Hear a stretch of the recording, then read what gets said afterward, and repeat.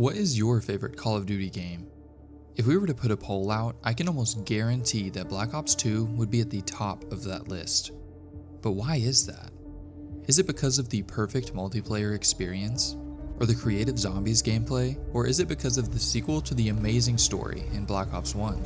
We usually only talk about the campaign in these retrospectives, and while that will still be the focus of this video, for Black Ops 2, we need to take a step back and look at the bigger picture to understand why this game had such a massive impact, and why the community asks to this day for the developers to go back to the Black Ops 2 style and make a game just like that one all over again. Multiplayer in Call of Duty was definitely already popular, but with the release of Black Ops 2, the community seemingly made a shift and hasn't moved back since. Multiplayer may have already been the most played mode before this game due to the replayability aspect, but a COD game used to be largely judged based on its story mode. Sure, Black Ops 2 had an amazing campaign that we're going to talk about in detail, but the multiplayer mode skyrocketed from a simple first-person shooter to an unforgettable experience. From the iconic Create a Class Pick 10 system, the first diamond camo grind, prestige tokens, custom emblems, and the first ever ranked play system, the developers leaned into the multiplayer aspect more than ever before, and their efforts are still paying off to this day. People like me fall victim to the Call of Duty cycle. Each year, we offer up our $70 sacrifice to the Call of Duty gods in hopes that we get that feeling injected into our veins, like when we heard the multiplayer menu music for the first time in Black Ops 2. Or that dopamine hit when we hear that grizzled announcer call out our massive score streak to let the lobby know just how good we are. Friendly canine unit in your AO. Call of Duty has been chasing the multiplayer perfection that happened in Black Ops 2 since the day it released, and I think most would agree that they'll never achieve something like that ever again. To add on to that, the third aspect of this perfect storm of a game clashes with the others to add the cherry on top, which is of course zombies. Sure, the game got off to a rocky start with Transit and Die Rise, which were both still fun to play with the boys, but just didn't have that same level of production as something like Moon or Derice. But the developers turned into 2016 LeBron and made the comeback of the century with Mob of the Dead, Buried, and Origins, which are still near the top of most zombies lists to this day. All that to say, this game wasn't just love for the story. In fact, this game may be the reason for the downfall of future campaigns. Many of the younger generation likely don't even know that Call of Duty has a story mode, and because of that have unfortunately missed out on some of the best stories ever told in-game. The developers realized that all this time and effort were going into telling an amazing story, when all they have to do is make a decent multiplayer experience and a good third mode. They realized that all that money spent on the story mode budget could be cut,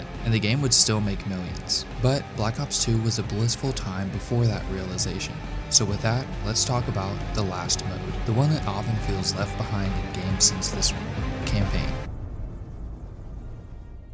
The story takes place in two time periods, one with the familiar squad we know and love from the original Black Ops, and one in the future, or well, what we thought the future was going to be like when the game was released over a decade ago.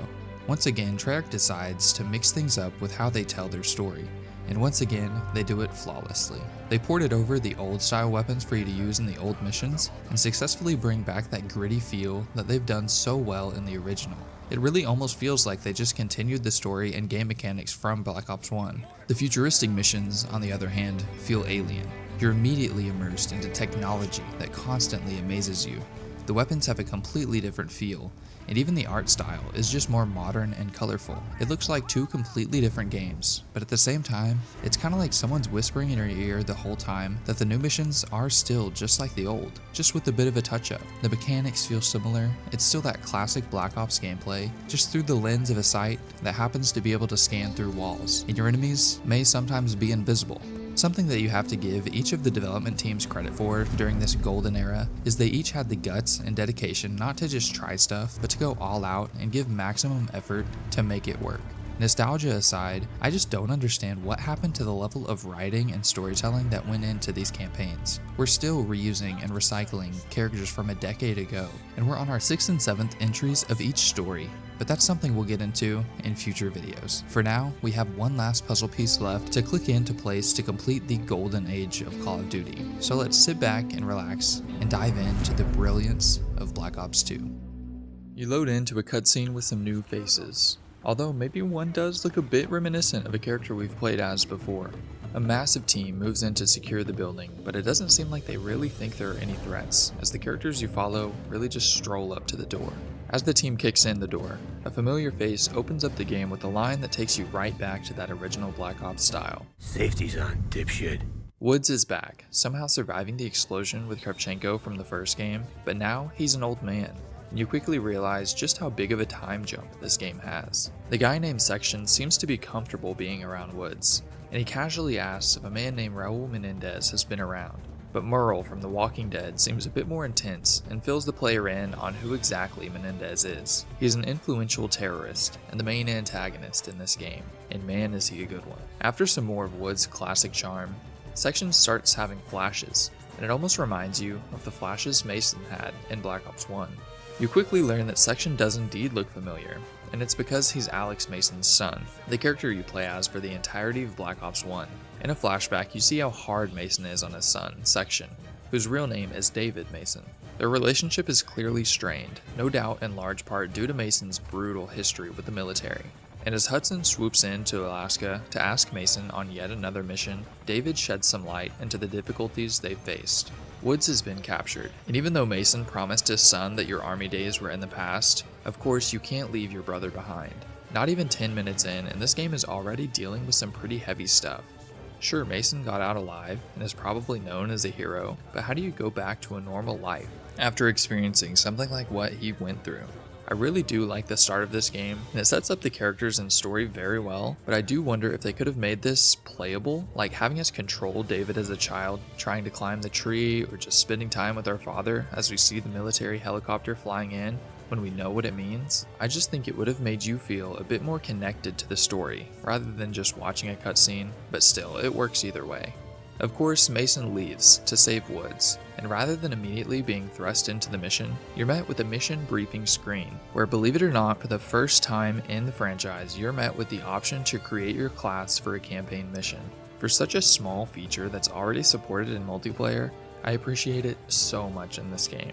It allows you to use whatever you want: guns, attachments, perks, equipment. Some are locked behind missions or challenges, just general progression, but it's still a very nice, simple feature that I think should have always been in campaign. I personally still use the recommended weapons for each mission and just tweak the attachments just so I didn't use my favorite gun over and over, but it's still a great thing that it's a choice that you can make. We'll talk about the perks more later, but I stayed with the access kit the whole time, as there's some pretty awesome extra stuff that it allows you to use in so many missions that none of the other perks really felt worth it, just for the experience of seeing what all the developers added. As we've discussed, this story is told through two time periods. One with the OG team of Woods, Hudson, and Mason, and one in modern day with Mason's son. Most of the flashback storytelling is done through talking to Old Man Woods, and as always, the cutscenes are done super well and keep you entertained and informed with what's going on in the story. With Woods in captivity, Mason and Hudson set out to save him, but first your team has to help a warlord named Savimbi to get some intel on where Woods is being held. The game starts out with a strong message that we won't be shying away from the dark tone that Treyarch started back in Black Ops 1. The first image you see is a man stuck inside an overturned truck that is covered in flames. As he frantically beats on the thick glass to try and escape, Mason also wails away at the glass with a shovel, but it's clearly too late. The opening scene sets a tone immediately that this game isn't afraid of a brutal message. You move with your convoy through the harsh desert, riding alongside Savimbi, who casually holds a grenade launcher in the back of a truck. As you advance, a massive wave of enemies charging in the open provides for the first targets to shoot at in this game. The FAL is just so satisfying to use, but I do feel like the bullets don't carry as much weight as they did in Black Ops 1. I'm not sure if it's the hit markers in this game or just the lack of limbs flying everywhere, but that is something that I did immediately notice that differed a bit from Black Ops 1. You continue to fight endless waves of charging enemies, gaining the ability to call in Hudson's chopper on strafing runs from above that provide another satisfying way to fight back. The enemy tries to bring in tanks to halt your advance, but they're no match for the helicopter's missiles. Of course though, your chopper gets taken out of the fight very quickly. You hop back on the truck hanging from the side as it slowly rolls through the graveyard you've created, and you continue to mow down the resistance even as they turn their backs to run. As the battle is obviously a success, Savimbi reluctantly gives you and Hudson the intel you've been waiting for. Woods is being held by a gun runner on a river nearby. With that, you hop on the chopper and go to save Woods. But first, a flashback with Woods reminds you of Mason's issues with the numbers, and how Woods was thought to be dead when Kravchenko pulled the pin of a grenade in Black Ops 1. It turns out they both survived, but Kravchenko woke up first and took Woods as a prisoner. You load in on the chopper, taking fire from the boats below. You hop on board and quickly take out the few guards on the boat. And a quick side note here that this is the first time you get to use your access kit.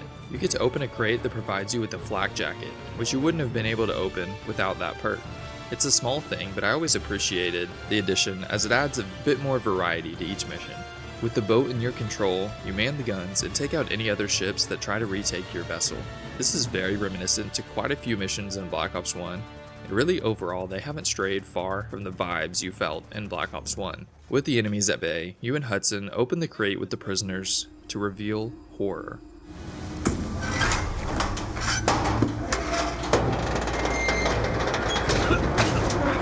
God! Woods, are you in there, brother? Bodies are badly decomposed. These men have been dead for weeks. Woods is alive, but he looks terrible. Malnourished, tortured, and among the dead, things couldn't have been much worse. But more enemies are on your tail, and you have to take out some choppers with the Valkyrie launcher. Meanwhile, the boat went out of control, and you've run ashore. With the enemies taken care of, you drag Woods to safety, but the fight isn't over yet. In the jungle, your task now is to find a radio to contact your team for exfil. But as you sneak through the dense foliage, you make some interesting discoveries. Moving with Woods on your shoulder took me right back to dragging Captain McMillan and all gillied up in COD 4. It's like they manually added input delay to your controller. It feels like if you were playing COD on a massive 90-inch flat-screen TV. After some high heart rate moments, Hudson watches over Woods as you go solo to find a radio. Another cool access kit door is available here that allows you to set up some bear traps to cover your escape. You move in as you hear someone talking on a radio, and you aim a gun at his head, but strangely, the man acts as if nothing is happening, and you're introduced to Raul Menendez. This is a wonderful introduction for the main villain of this story that not only establishes him as this cool and calm under pressure bad guy, but hints at some insanity as well as he pulls the pin of a grenade to get out of your hold. With the enemies alerted, you have to cover Hudson and Woods as you move back toward the river. The jungle setting looks beautiful as always, and the bear traps you set up earlier help to make easy work of the enemies. There are convenient sniper nests placed around in some of the trees that you take perch in, and you switch back and forth between setting up and defending and running for your lives. Finally, you've run out of room to retreat, and it looks like all is lost as a Russian hind swoops in behind you. Fucking Russians! Damn it, no way out! What the? You thought I would leave you, huh? Hurry, come! We got him, Mason.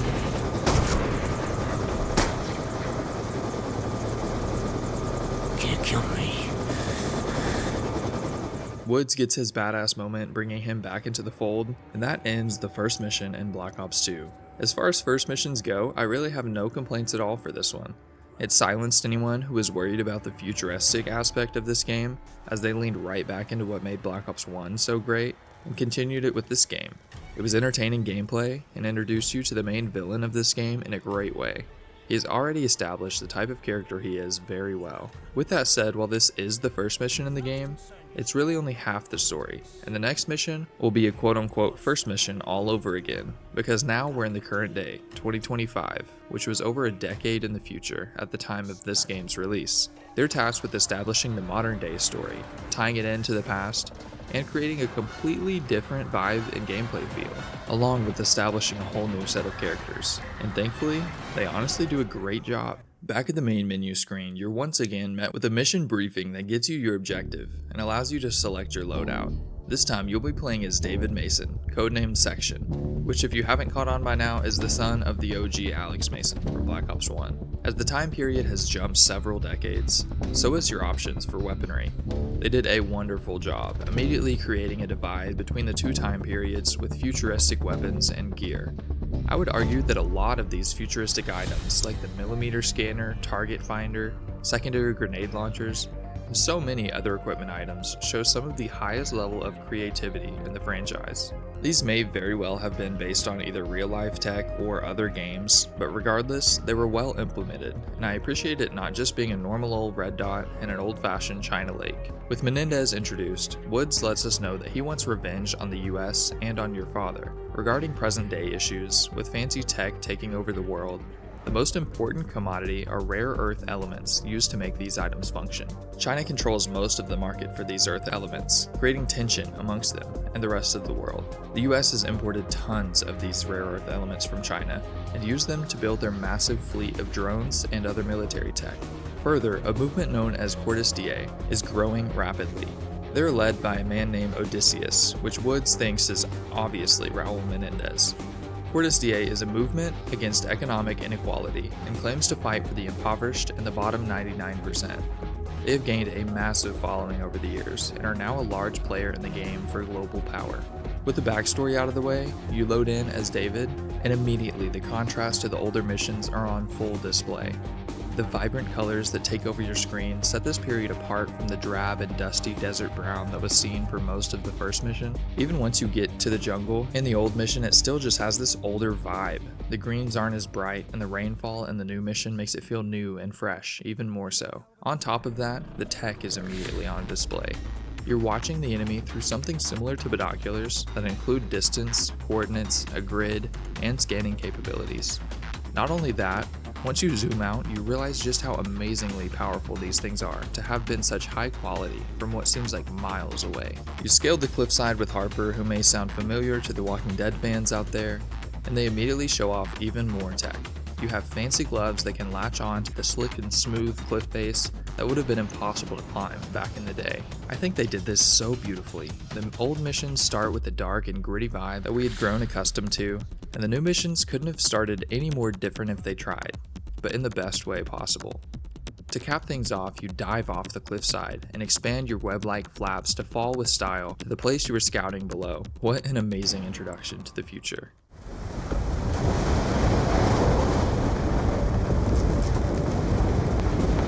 Deploying shoot! Deploying shoot! Deploying shoot!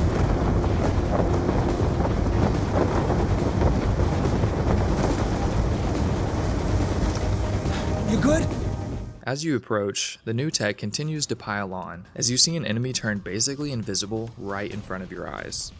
Luckily, your EMP grenades can take out their cloaking systems, and with your fancy sight that can scan enemies through walls, you make easy work of them. As you move further into the base, the first access kit weapon is available, and it lets you take control of a minigun attached to a drone to mow down enemies with ease. The setting here is super cool. You're in this jungle temple while it's pouring rain, and you have to push through waves of invisible enemies, sentry turrets, and other heavy fortifications. As you descend into one of the temples, it's revealed that the outpost continues deep underground. After getting into the massive door, you lose comms, but you do get to grab an invisibility suit, which is pretty awesome. Even though you're invisible, the enemy ambushes you, and you have to destroy drones and more mercenaries that are defending the base. After getting through heavy defenses, you finally have access to a drone of your own, J5. This little guy will watch over you just in case anything goes bad. With a chance to look around, you can see that the facility was being used to crank out weapons tech.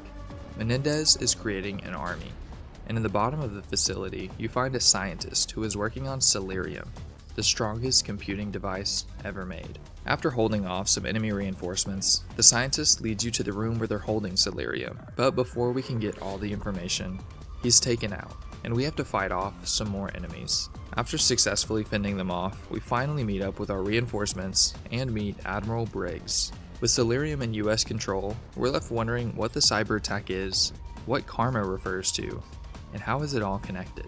Like I've said, I think this mission is just beautifully done. It introduces us to the two-perspective storytelling style that the game employs so well. It immediately connects the two through Menendez, Cortes DA, and David being Alex Mason's son, and it still feels like a Black Ops game. The mechanics feel similar, but the amazing amount of new tech and weaponry that they introduce also makes this game feel so fresh and new. They've established basically all of the main characters for the story, got us familiar with the gameplay differences, and got us interested in the story with several looming questions. Overall, a very successful first two missions, and absolutely no complaints from me. We get some much needed intel on the reasons behind Raul Menendez's actions. Why does he hate America so much? Basically, as a child, he witnessed many atrocities against his people, and later an earthquake destroyed everything his family had built. Not long after, his sister was seriously burned in a fire, and this drove the Menendez family to desperation.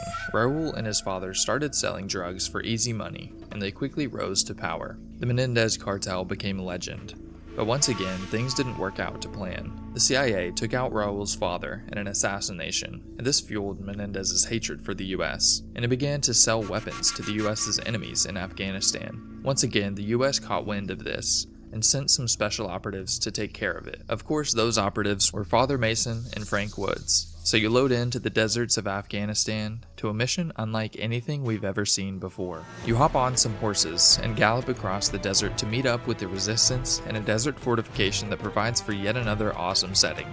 As you arrive, the leader is displeased with the state of things. He thought the Americans would provide weapons, not 2 soldiers, but little does he know that Woods and Mason are immortal. You strike a deal to help hold off the Russian attack in exchange for intel on Menendez. You quickly learn of the resistance's inexperience, so you take control of the planning and lead the counter-assault. A short ride away from the main base, the Russians have started their attack, and you have to ensure that they don't make any progress. You take out some armored vehicles with rocket launchers, and leave the rest of the infantry to the militia, and you cover your escape by blowing up the exit. Back on horseback, you ride and shoot your rocket launcher, taking out some more Russian armor, and I have to wonder, could you really train a horse for combat like this?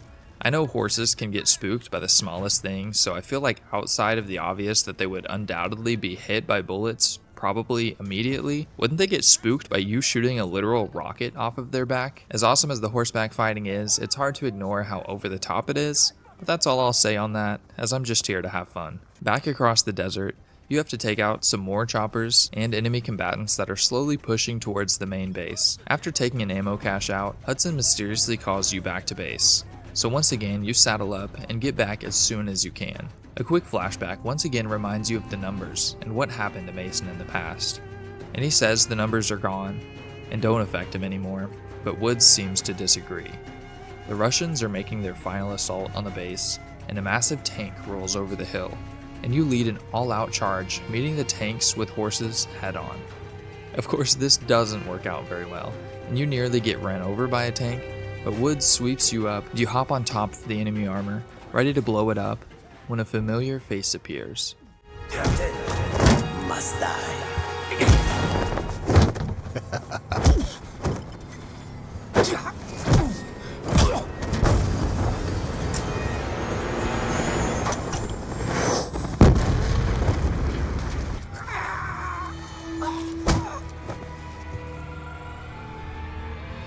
You nearly strangle Kravchenko to death, but Woods pulls you off, and you take him captive instead. You hear Reznov's voice in your head from all those years ago, reminding you that Kravchenko must die.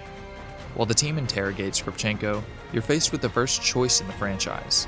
If you tap fast enough to resist killing Kravchenko, more intel will be revealed, which will affect the story later. This is the first time Call of Duty has ever had branching decisions, and therefore multiple endings. No matter what happens, Kravchenko ends up dead, and then the resistance turns on you and takes you hostage. They toss you to the side, stranded in the middle of the desert with no food and no water. But luckily, Mason sees Reznov, who came to save them.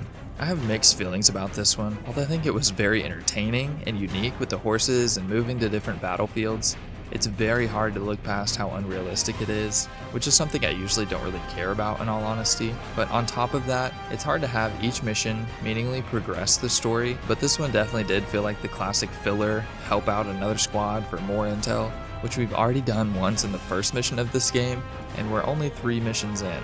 The Kravchenko cameo felt a bit forced, and while I'm happy we got to resolve that aspect of Mason's story, I don't really feel like it needed to happen in this mission. Still, the complaints are small, and I had a good time, which is the point of this game. With that, you're introduced to a new style of mission, called Strike Force. Admiral Briggs briefs you on the objective, and reintroduces you to Zhao, who you just played alongside in the desert mission. He controls a large part of the Chinese military force, and we can't let China and Russia join forces, so we're deployed to India to ensure their defense systems are protected and intact. The Strike Force missions are very different from what you're used to with Call of Duty. You take control of squad members, drones, and turrets all at once, with the ability to command them around, which allows for a more strategic gameplay experience. Personally, this isn't for me.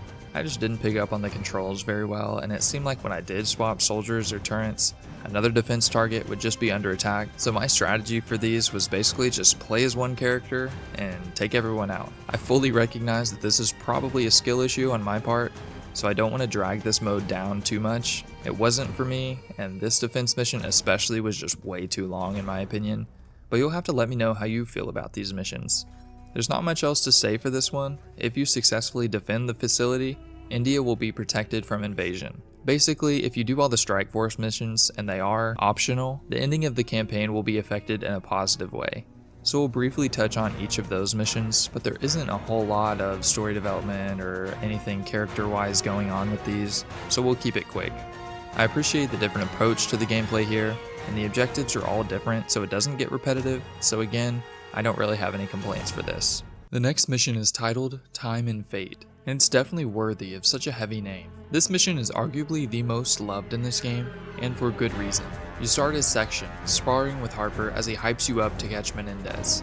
But as you take each hit, brief flashes take over your screen, and you get the first pieces of the puzzle of what really happened to OG Mason, and how Menendez was involved. He was there the night your father died, and he likely orchestrated it himself, but that's all we get for now, and we jump back to Woods narrating a flashback to when they were originally supposed to take out Menendez. He had been betrayed by Noriega, the Panamanian president who gave the Americans intel on where he would be in exchange for a chunk of cash. Woods let Section know early on the op went bad, and all you get is that they don't target civilians, and with that, you load into the jungle with Woods and Hudson. Woods clearly wants to kill Menendez, even though the mission objective is to capture him, but just as the mission is starting, you get an unexpected shift to Menendez's perspective as he looks over his little sister sleeping in her room. A knock at the door draws your attention away from her, and you're caught off guard with what you assume to be Woods, Mason, and Hudson moving in to take Menendez, but instead you're met with Panamanian soldiers. They take Josefina recklessly, and Menendez doesn't take very kindly to that. But for now, you're dragged out of the compound as Noriega reveals that he's actually saved you from the Americans. Rather than show gratitude, Menendez strangles Noriega as he knows they've taken his sister, and your bloodlust begins as her screams echo through the compound. All you see is red, as you take down anyone who gets between you and your sister. Sometimes you have a gun, sometimes you only have a machete. But either way, no one stands a chance if they get in your way. You rampage through the compound with enhanced speed and juggernaut-like health. The compound is overrun with Panamanian soldiers, and they're setting everything in sight on fire. Your sister desperately calls out for help, which only further drives your rage. And finally, you make it to a room, only to be met by Hudson and the American team. You flash back to Woods, and he fills you in on the details. Now you get to see what happened from the Americans' point of view. Menendez's sister Josefina died in the blast? Who threw the grenade? I had no idea she was there, David. I just saw Menendez and I lost my shit. Frank, you don't lose your shit! What the fuck did Menendez do to you in Angola? He wanted to know what the CIA had on him. Tortured my men in front of me. Thought I'd break. But when I watched my team die, then he dumped us in a tin can and locked the door. Left me in there for weeks. So yeah, next time I saw Menendez, I lost my shit. What the fuck would you do? As you see the Panamanian soldiers take Menendez just as we saw earlier, you move in with Woods and Hudson to slice your way through the compound and take out Menendez's militia along the way.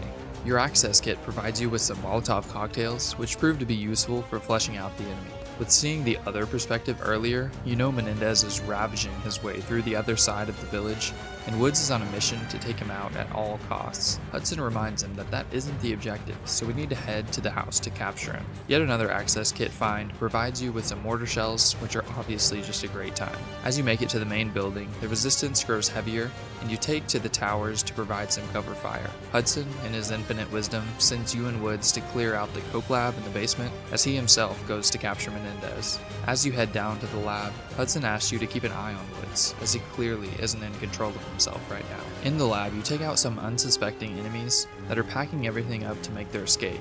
And after that, you have the opportunity to pick up a CIA memo that is mysteriously on a desk inside the meth lab. This changes the story slightly and plants a seed in a later mission that can once again change the ending, which I think is just a really awesome addition. After making quick work of the lab, Woods heads straight for the house to catch up with Hudson, even though he says he didn't need the help. Woods charges without any regard for his own life, and when he sees Menendez, he loses control. Woods, no!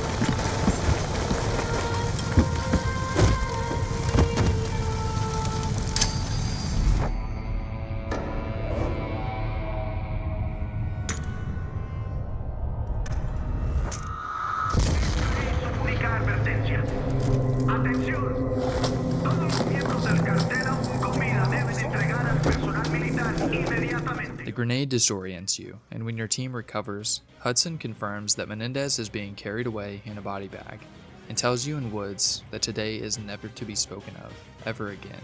Obviously we know that Menendez didn't really die here, as he came to visit Woods, and he's leading the Cortez DA movement, but what we don't know is why he didn't kill Woods when he had the chance. Back to the future, we get a lead on a man named DeFalco, Menendez's right-hand man. As we get ready to move on the intel, Harper asks Section if he wants to box a bit first, but a certain phrase triggers some memories in Section's head. Finally, some light is shown on what really happened to Mason all those years ago. It's clear that Menendez was behind it all, to get revenge for what happened to his sister. They've kept it all a secret from Section, but it's all starting to come back.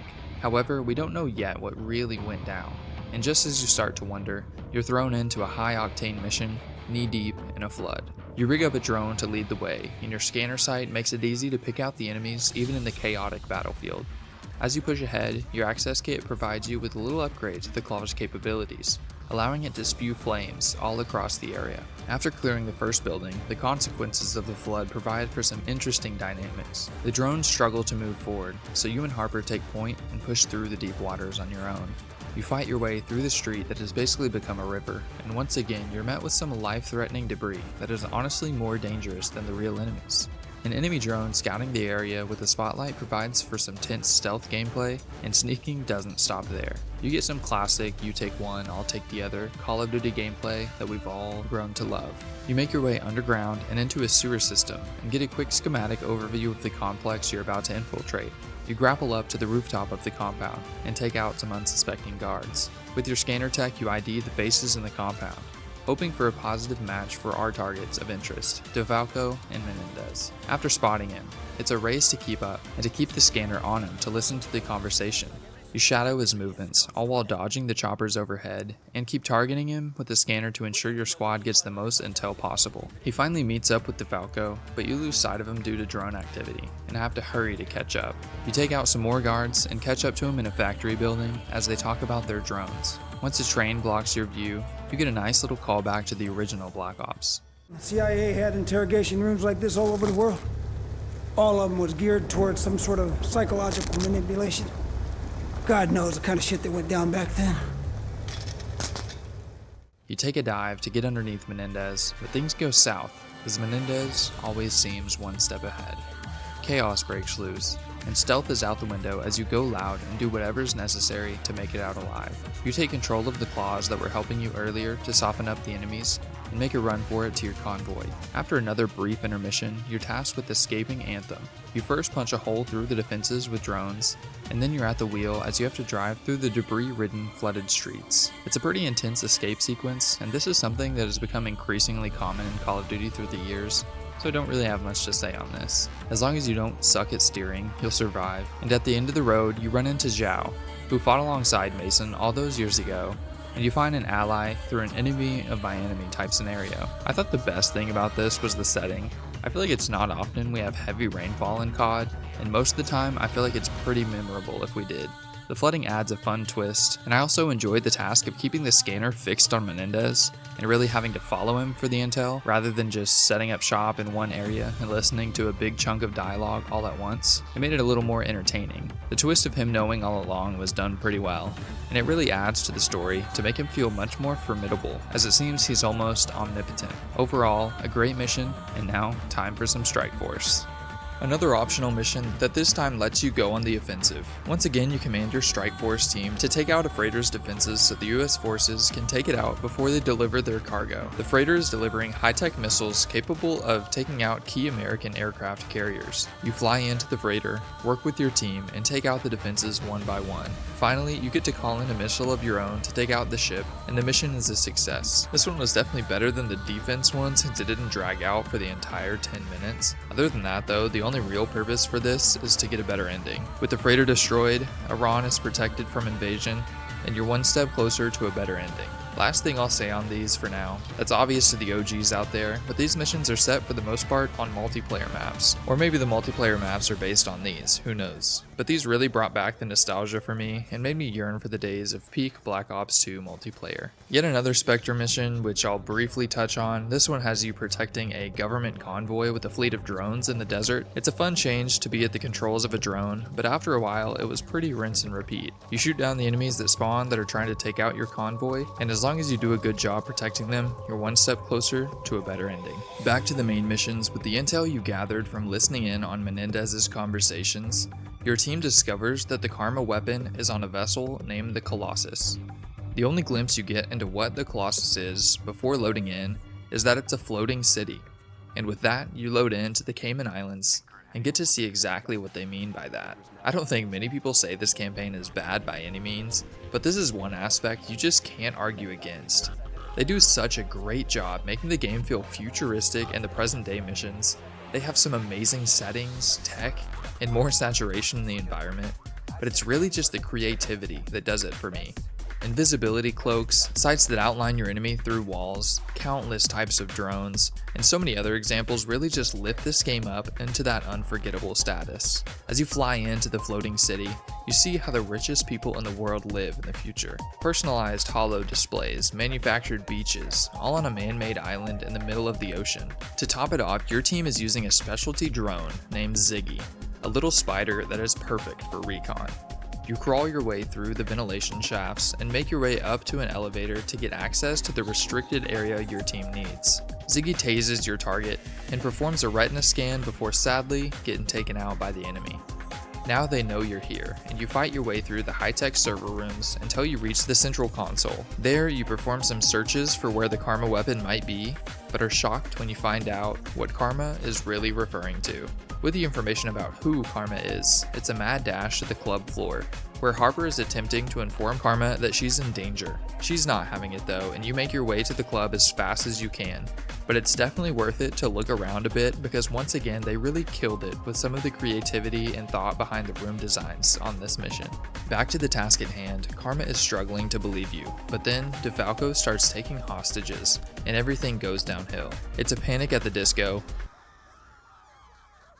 The partiers run for their lives, and you try to save Karma from the enemies. After a brief intermission, the chase is on, and you gear up in an armory before heading out after Karma. Getting to use the FAL DSW is such a treat, and so many of these guns were just instant classics, and I really do miss how different they all felt. I mean, who remembers the FAL was literally banned in ranked play because of how good it was? And that was before all the gentlemen's agreements and basically everything now is banned. But anyway, back to the task at hand. It is a pretty basic cycle of fighting, running, and fighting again as you push your way through the enemies towards Karma. This is another one of those splits in the story where if you catch her and kill DeFalco, it will alter the ending a bit, and clearly I was too slow, but no worries, we do have another chance to save Karma later. DeFalco's fate is the same no matter what the ending. Yet another super creative mission where the setting really stands out more than anything, but the gunfights and chase sequence was pretty entertaining too. Getting to control Ziggy was fun, but really the most enjoyable part of this one was just looking around at the awesome environment they created with Colossus. I can't remember, was there a multiplayer map that was on Colossus? I feel like that is such a missed opportunity if there wasn't. And if there was, how is it not memorable enough for me to remember it? I played a lot of Black Ops 2 and I feel like I would have remembered a multiplayer map on a floating island. As I mentioned, you get a second chance here to save Karma in this Spectre mission, and you invade the beaches of Yemen and fight through the houses to quickly make your way to where they're holding her. Again, these missions are super simple, but it's nice that they give you a second chance here to save her, as it does give you a better ending, but all I can think of on this map is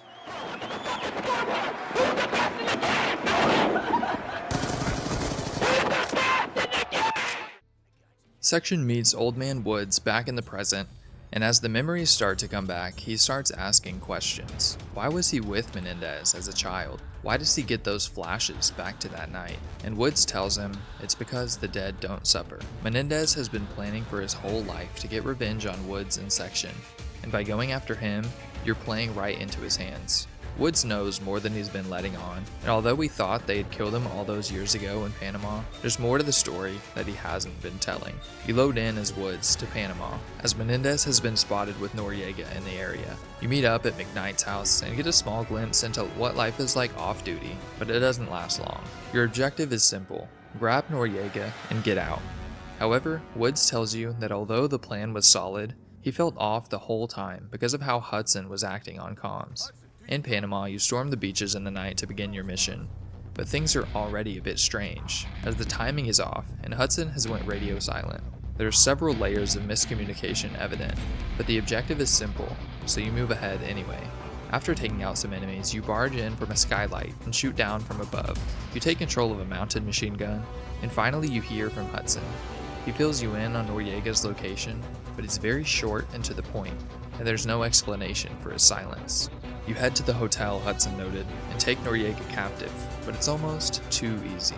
He was expecting you, and Hudson fills you in that Noriega is not a captive, but rather precious cargo, as he has intel on a higher profile target. Of course, Woods and Mason don't like this at all, but they follow orders, and back in the present, Woods loses his cool. And Hudson gets on the radio, says that Noriega is not the mission.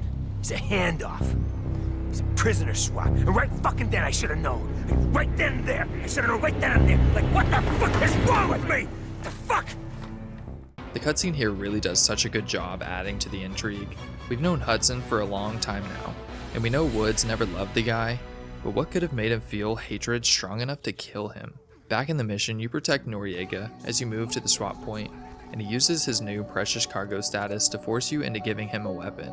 After some more fighting and protecting the guy you hate, Section asks how his father went out, and Woods doesn't tell him that he went out like a soldier, so you can only imagine how bad it was. But you're thrust back into the mission, and make your way through a hospital with Noriega. After an ambush, Noriega makes a run for it, but you easily catch him and get him back under control, but then a gunship attacks from above. Finally, at the checkpoint, you make your way to a roof with Noriega, and he takes out a guard because no one can know that he was the one who betrayed whoever it is you're meeting. Finally, Hudson fills you in on who Nexus' target is. Of course, it's Raul Menendez. You're equipped with a sniper on the rooftop, and they bring in Menendez for you to end it once and for all. However, with all the strangeness going on, and if you picked up the CIA intel in the cartel bunker, you can pick up on the fact that something really is off. So here, you have another game-altering decision. Most of us are trained in video games that when you have a sniper rifle in your hands, you aim for the head. However, knowing that things are very weird, if you aim for the leg here like I did, you'll get a different ending. Obviously, there is only one canon ending, and unfortunately, it is the one where you take the headshot. At least, at the time of this video it is. This is before Black Ops 7 released. Who knows what they're gonna do with it. Hopefully they don't retcon anything crazy, but who knows at this point, honestly. But we'll talk more about what's canon at the end. You take the shot, but as you approach Menendez, Noriega is looking oddly happy, and Woods' suspicions are finally realized as he runs to approach the man he just shot, who wasn't Menendez at all, but rather Mason. Woods killed Section's dad, and Menendez comes out from the shadows and brutally shoots Woods in the knees, sentencing him not only to deal with the guilt of killing his closest friend, but also to a life without walking. Section reels from this discovery, and finally you get to see the full picture as you flash back to the basement with baby Mason. Menendez paces the room with his spaz shotgun and tells you all why this is happening. He's had Hudson and David captive all this time, but Menendez isn't done yet. He tells Woods that he must choose one more to die, either Hudson or David. This is such a heartbreaking scene as Hudson tells you that he can't leave his kids, but ultimately he can't let David die either. So Menendez takes Hudson out and tells David and Woods that they will live lives of suffering and pain, and one day David will remember all of this. You fade back to the present as Woods desperately crawls towards his best friend's son, just as he discovered his father's dead body lying next to him. We've had some dark stuff in the Call of Duty franchise, but I think this is easily one of the most morbid scenes ever. Thinking about the guilt that Woods feels from this is gut-wrenching. and it really adds to the fear you feel when facing Menendez. Most of the time in stories like this, the bad guy gets stopped right before he gets his revenge, but Menendez's revenge has already been realized, at least on a personal level.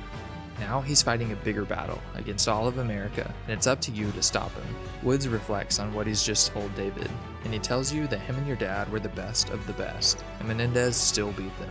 But of course now Section's out for his own revenge, and you're now on a personal mission to stop Menendez. After that absolute bombshell, we get a quick break with another Strike Force mission. You're finally taking out Zhao, who is a big part in Menendez's plan to start World War. You load into another multiplayer map, shoot down his VTOL, push through enemies to ensure the job is finished, snap some pics, and that's all there is to it. Karma fills you in on the tech behind Menendez's plan, and you quickly learn that he's going to take out the US and China superpowers using the new tech.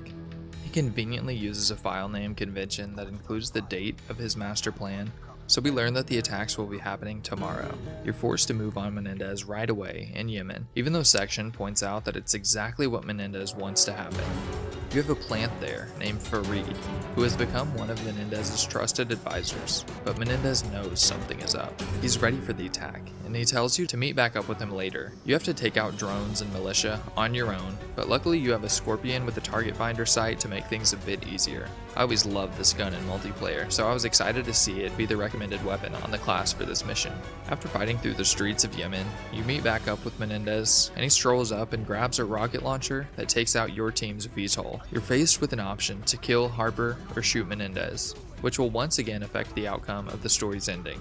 Personally, I knew that Menendez already suspected Farid, so you may as well follow through and keep your cover. Another explosion disorients the group, and Section moves in to make sure you're safe as he notices Harper's body. Understanding as ever, Section knows you had no choice, and now you fall in beside him and fight with your real squad. You get to call in some drones to support your assault, and push through countless enemies fighting through the pretty cool backdrop that Yemen provides, all the way to Menendez, who is strangely just chilling in the VTOL. He thanks you for taking him captive, leaving you to question why he's so content being captured. But the mission ends there. Menendez is taken to the USS Obama, and because we completed all of the Strike Force missions, China has pledged their military support to the US against Menendez. He's taken to an interrogation room, where he says that he will only speak with David. You get a pretty awesome scene that reminds me a bit of Batman and Joker, and the Admiral informs you that there's a situation developing. Thousands of drones are dropped from the plane, and the Obama is now under attack. As you get informed of the situation, Menendez somehow gets the upper hand on Salazar, so you decide to lay down your gun and let him escape. Fighting through the halls of the aircraft carrier has a very familiar Call of Duty vibe, as I feel like it's something we've done several times in the franchise, whether it be a normal ship, a submarine, or whatever else. But this time we're in the future, so it does feel just a little bit different. Menendez has hacked the ship's system and has taken over their defenses, allowing him to turn them on the Americans. But your access kit allows you to steal a few right back. On an overlook area, they do a good job providing some variety to the gunfights, as they allow you to pick up a sniper and provide some overwatch for the fighting on the main deck. You fight your way through some more enemies below deck and try to make contact with Briggs, but all the tech is down. You finally get a camera feed on him, but Menendez is waiting outside a sealed door that will be opened shortly due to resetting the system for Menendez's cyber attacks. So, Menendez walks right in as you switch to his perspective and easily takes Briggs hostage. As the men realize what's happened, Briggs tells them to just shoot through him, but something else happens before any of them have the chance.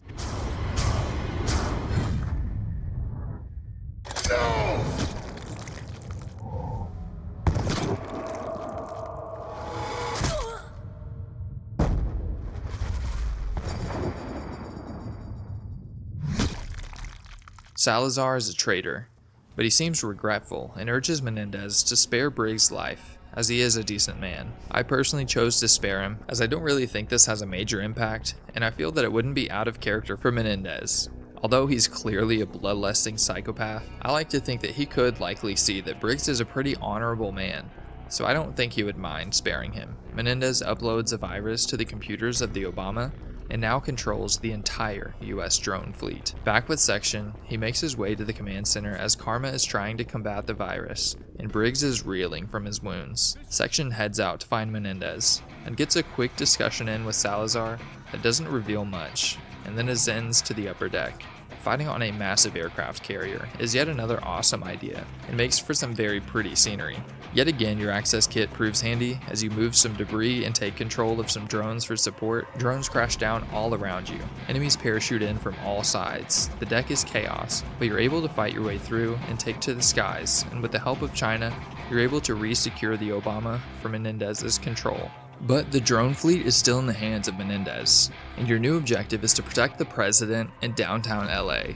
Enemies shoot down your chopper, and after the crash, you're tasked with evacuating the president to safety. Drones are swarming LA, and your convoy moves towards a safe house and a hotel downtown. But the fleet quickly overwhelms the American forces protecting the city, and your convoy is thrown off course. You have to hop on a suspended truck armed with a SAM turret to take out as many drones as you can to protect your team. And finally, you get some support from above to help your advance. You get to choose between rappelling down and assaulting on the ground, or providing overwatch from above, and I'm always choosing overwatch here. Even if we didn't have the awesome special sniper you're about to see, I prefer the long distance gameplay, and sniping in COD has always been super satisfying. You're armed with a high-tech futuristic sniper that seems pretty cool on the surface, but once you charge up your first shot, you realize just how awesome this thing is. It detects enemies through reinforced concrete walls. And not only that, but with the charge shot, you can shoot through walls and take out enemies with no problem. I think this is something that just sets apart early COD games from modern day. It seems like when they were presented with opportunities to be unique, they took the extra time to think it through and add some extra layers to just take it up to that higher level. This sequence could have been perfectly fine with a normal sniper that was already in the game. You're providing support from a crumbling overpass in LA. It's already pretty cool, but they just step it up a notch by making an amazing added touch with this super unique sniper that makes the mission so memorable.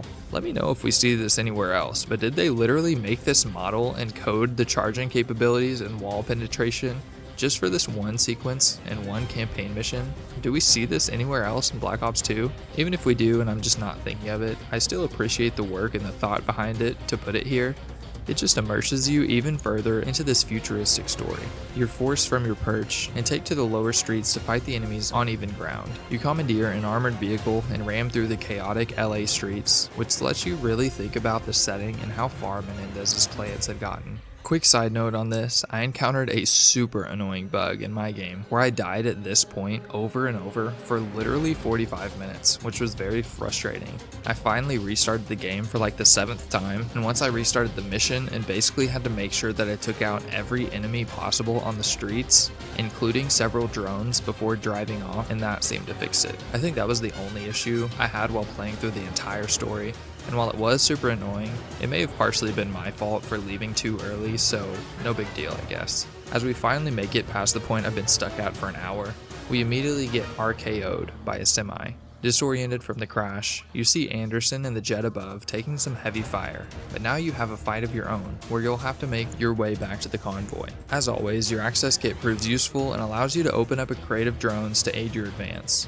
I personally kept using the sniper since it's just so awesome, even though the fighting is a bit more close quarters now, but shooting through concrete walls at enemies that can't even see you will just never not be satisfying. The charge shots also prove useful with taking out some enemy tech, and you really get to appreciate the cityscape in the background as you fight through even more waves of enemies.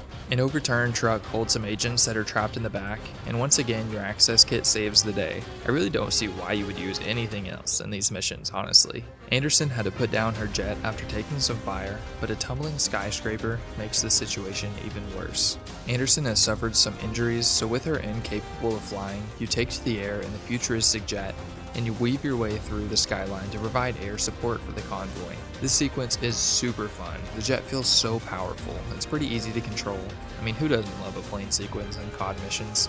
To top it off, after slowly following your convoy's movement on the ground, you get some amazing dogfight gameplay, where your jet actually moves like a jet as you take out enemy drones. I'm so surprised we haven't seen more dogfight style action in COD before, because it's just so fun and you really can't go wrong with it.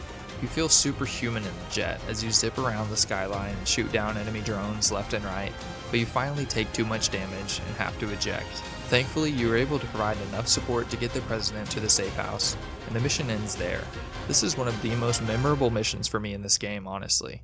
And like I said, they could have easily made it a passably fun mission with just a normal sniper on the overpass, some normal air support gameplay, but they took the extra time to take it up a notch and add that awesome supercharged wallbang sniper that just made it so much more fun, and an amazing dogfight sequence that is so memorable and just a joy to play.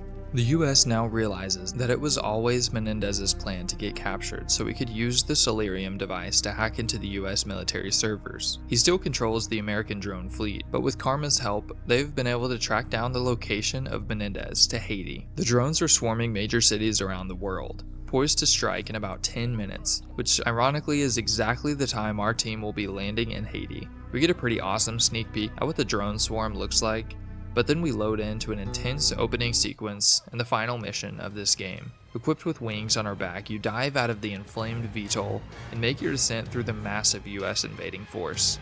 It's a fun and beautiful start to the conclusion of this story. You swoop in to land and immediately pull out your SCAR with its target finder and engage the enemy. The massive complex is sprawling with hostiles in every window and alley, and it's also fortified with heavy defense turrets. You push your way to the main building, fighting through drones, weaving through buildings, and finally make it to your objective where your own force now swarms each floor of the facility. After getting flashbanged, your general thinks it's a good time mid-firefight to pull up a TV in the corner of your screen and remind you what's at stake. So as bullets whiz by you, you tune into the news and multitask while the fate of the world rests in your hands. In the control center, with the last of the enemies taken out, it seems like the day has been won, but of course Menendez is always one step ahead. His plan wasn't to use the drones, but rather to cripple the military superpowers and make the president know what it's like to feel desperation and loss. Your team finds a body, and as they check on him, unfortunately, they get taken out by explosives. Menendez has taken a friendly uniform and uses explosions to cover his escape. In your final effort, an explosion nearly takes you out, and you're left defenseless against Menendez and his men. Thankfully, you see your only option in front of you.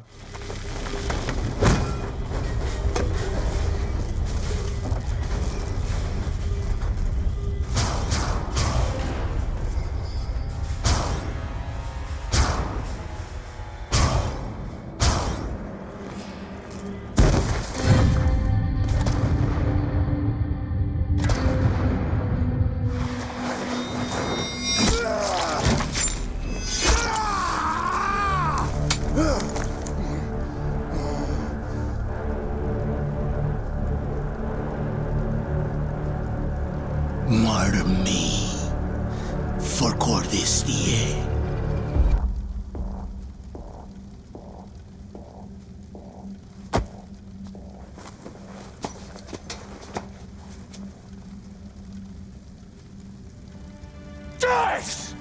David! With Menendez secured, Cordistie is left without a martyr to avenge, and the game ends there. As I mentioned, there are several endings to this game, and this one is the best. Menendez is imprisoned and angry that Section didn't kill him to inspire the Cordistie movement to rise in his memory as he bashes his head against the wall while watching Karma taunt him with Jimmy Kimmel. They use another Solarium worm to attack the cyber infrastructure, but with Karma still alive, she easily fends it off. Additionally, if you shoot him in the leg with Supper With Me, you get a nice little surprise cameo in the end cutscene from OG Mason. Finally, if you stick around long enough, I'm not sure if this just happens no matter what or if you need a specific ending, you get a very strange and very long cutscene that honestly left me speechless. I'm sure they had a reason for this, but I just found it very strange, so let me know in the comments if you know what was up with this. I'll quickly run through what the canon ending is, as I think it may be important for, and I honestly can't believe I'm saying this, as it's going to be 15 years since the original Black Ops 1 released, and we're still spewing out these games, but it will be important for Black Ops 7. As of the time I'm making this video, we've only had a few teasers, and it looks like Menendez may be back, or so I don't know what's going on, man, but this is the canon ending as of now for Black Ops 2. In the mission, we can choose as Farid to either shoot Menendez or Harper. Farid chooses Menendez, and therefore Farid is killed, leaving Harper alive. Because of that, Karma will also die on the Obama, because Farid is the one who saves her. Therefore, when the Solarium worm is released at the end of the story, Karma isn't there to stop it, and it's much worse. Also, Mason is confirmed to die in canon, so Woods does not shoot him in the leg. Menendez also dies as Section shoots him in the final mission. A video was released upon his death, leading his followers to riot, but ultimately, the US-China alliance ends the war. I think that's everything in canon to my knowledge, but let me know if I missed anything, and let me know how you guys feel about playing through these characters' story in a 7th game in our 15th year of having Black Ops. I won't get too much into it, and I love these characters, but I just wish they would take the time and effort to create a new story rather than giving it a generic and half-minded effort and then just leaning on the amazing characters they created over a decade ago. But anyways, back to the game at hand, and thankfully it's really only positive things to say. I think Black Ops 2 is the cap of what was the golden age of Call of Duty, and it really is so impressive how they just delivered time and time again, growing from the last game, building on the characters we love, while giving a great story that is completely different. I think the best part of this game is how well they handled the dynamic of going back and forth with a 40-year time jump. Each mission had personality, and the futuristic missions were treated with such care, and there was just so much detail that had you really invested. Menendez is one of the most infamous villains in the franchise, and for good reason. In the canon ending, he basically wins. Woods feels exactly what it's like to experience loss on the deepest levels. I mean, he literally was tricked into murdering his best friend. He takes control of the entire US fleet, and then tosses it all to the side to prove a point. He's killed only when he wanted to be, and his movement lives on after his death. He wanted the world to pay for what they did to his sister, and he achieved exactly that. David, OG Mason's son, is a pretty solid character who is just following in his father's footsteps. He had a severely troubled childhood, but grows up to be a very successful soldier and succeeds in taking revenge for his father's death. Although the canon ending isn't quote-unquote the best, as technically the bad guy wins, I appreciate that sometimes that's what's necessary to have a great story that makes sense. Following Menendez's philosophy, if we always win, we won't experience any loss, so the payoff won't be nearly as good if we do end up victorious. I'll never forget how I felt after taking that hood off of Mason, after shooting him right in the face the first time I played this game. It was gut-wrenching, but because of that, the rest of the game's emotion is so much more intense because you know you're fighting for Mason. I really have no complaints for this game at all. There was a ton of variety in gameplay. It seems like they always went the extra mile to deliver on quality. There were just so many cool settings in the past and future, and overall, it was just a wonderful game. Now to rank this one, and it's a tough one, because again, I have absolutely no complaints about this game, so it really comes down to personal preference. I couldn't argue against someone who said this is their favorite of all time. However, I think for me, the campaign falls just under the original Black Ops. The intrigue and mystery behind the original story with the numbers, Reznov, and just all the mind games involved is such a tough one to beat. My all-time favorite, MW2, just has a special place in my heart, with all the amazing moments and my deep love for these characters. But honestly, thinking about the entire game, including multiplayer and zombies, I do think Black Ops 2 is the best ever. But this time we're just talking about campaign. So with that said, I'm giving Black Ops 2 a 9.8 out of 10, S tier. Usually the video would end there, and if you've stuck around, I appreciate you so much for watching it all the way through. Now, I have a question for you. We all know after Black Ops 2, the Call of Duty campaign mode falls off dramatically, and therefore I would assume so would interest in these retrospectives. I know there are a few sprinkled here and there that are pretty good, like Ghosts and Infinite Warfare, but they just don't compare in any way to the first several games in the franchise. So with that said, what would you guys like to see from this channel in the future? Would you rather I tough it out and make a video on the Black Ops 3 campaign and continue all the way through Modern Warfare remakes? Or I've also played zombies since day one in World at War, so I could lean into some more zombies retrospective content, or would you rather see something else entirely? I think I'll have to stick to COD just because of how the YouTube algorithm works, but let me know what you guys think. Clearly, it's been a struggle lately to keep up with these videos as work has been taking up more and more of my time, so I want to provide content that y'all want to see, and frankly that I care about too, because that drives the quality. So let me know in the comments. I'm glad you spent some time with me today, and I'll see you next time.